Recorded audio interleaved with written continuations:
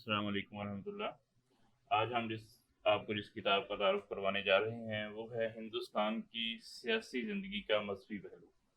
اودھ ایک تاریخی علاقہ ہے جو موجودہ بھارت کی ریاست اتر پردیش میں واقع ہے۔ 1722 میں ریاست اودھ کے دور میں اس کا دارالحکومت فیض آباد تھا اور اس کے پہلے نواب سعادت خان برہان الملک تھے۔ فیض آباد کے بعد اس کا دارالحکومت لکھنؤ منتقل ہو گیا جو اتر پردیش کا موجودہ دارالحکومت بھی ہے۔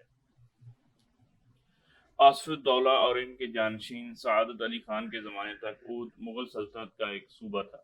یہاں کے حکمران سلطنت مغلیہ کی طرف سے اس پر حکومت کرتے تھے اور مغل بادشاہ کے نائب کی حیثیت سے اس کا لقب نواب وزیر تھا۔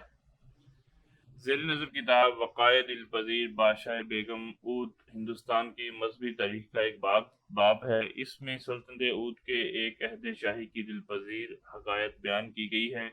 اس زمن میں شاہان اودھ کے ہاں مذہبی تشبیہی عناصر کی مادی کیفیات، بادشاہ بیگم کی مذہبی زندگی اور ان کے ہاں رائج مذہبی روایت کی نقاب کشائی کی گئی ہے۔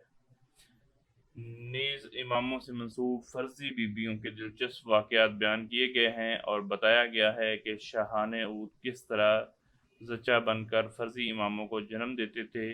کتاب اپنے موضوع پر نہ صرف کافی مدلل ہے بلکہ نہایت دلچسپ بھی ہے۔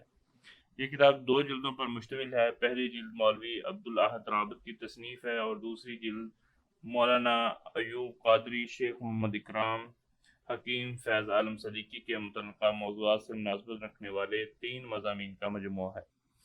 اس کتاب کی طباعت چونکہ کافی پرانی تھی، ہارس پبلیکیشن نے اسے اگلی سال نو کمپوز کر کے شائع کروایا ہے۔ اس کے کل صفحات کی تعداد